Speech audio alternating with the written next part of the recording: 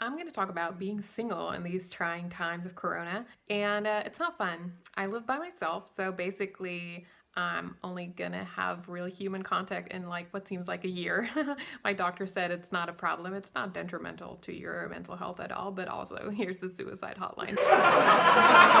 So I went into Corona talking to somebody that I met online. We never met in person, and then he was super busy, and I was traveling for a couple of weeks, so we only talked on the phone and like sent each other like voice message, and it was cool because he had like a nice voice, a very cool laugh, and we got to know each other. And then the social distancing started, and he was like, you know what, I only really want to meet people outside. I have some sick people in my family, and no physical contact whatsoever. And I was like, oh my God, we can't touch each other and only look at each other. Is this turning into a Jane Austen novel? I love it. And my mom was like, please marry my daughter. She's getting very old. So we met, and I was like, should I show him my ankles? Probably not. I think that's a little too soon. What can I say? It was super unflirty, and it was weird because he was literally the first German that I've dated in 20 years. I'm German, by the way. And I always thought the stereotypes were wrong and that Germans are like normal men, but they're not. He was literally like, oh, but we've only been talking for a month. Like, I don't know you. How could I be into you? Like, Germans are so fast with other things, like Autobahn Blitzkrieg, like snitching on your neighbors, like, what's going on? By the way, I love how all the expats are like being Germanized so quickly by Corona, like snitching on their neighbors for not social distancing. I mean, like, I've been doing it all my life, so I'm like really good at it, but I just want to like welcome you all to the true German experience. It's awesome. So now I'm still single, and it sucks. It just so happens that I was offered to write on a project that involves a really specific topic. And so I had to do some research, and I thought I would combine a business with pleasure. And this is what I ordered online. So now I got a beautiful piece of Scandinavian design, a vibrator.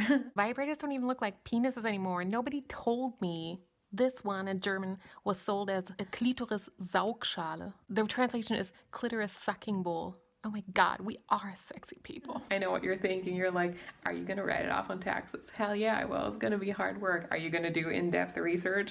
Of course I will. Was it gonna make you feel less lonely? Probably not, let's face it. But in times of crisis, of course, safety first.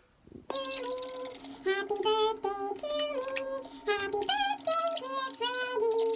Happy birthday to me.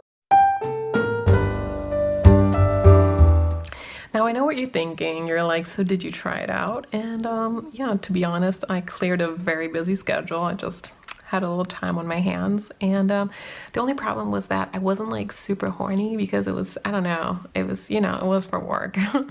And the thing is, like, I don't watch porn. I know, who am I, the queen? Actually, I think the queen probably watches porn, like probably really submissive stuff. Like, she's like, oh my God, not having political authoritative power over somebody. I wouldn't know what that feels like. It's so sexy.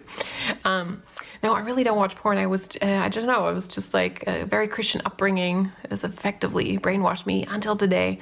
And yeah, I know people are like, yeah, but there's like alternative porn out there. Yeah, there are also alternative facts out there. It doesn't mean it's like better than other facts.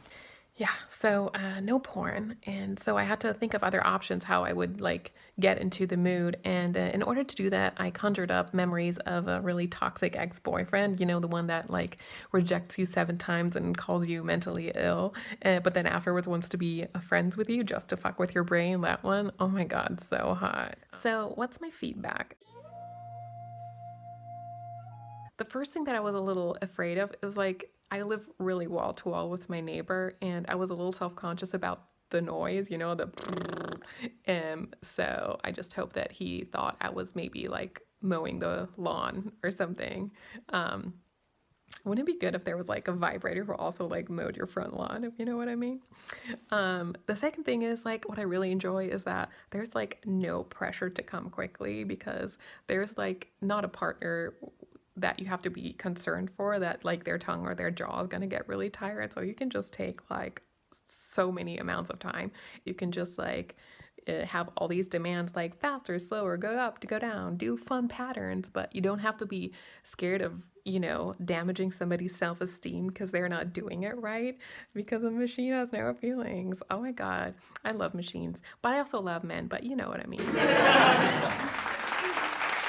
So this was my feedback. My name is Freddie Growl, and yeah, stay safe and have fun out there. And by out there, I mean in there.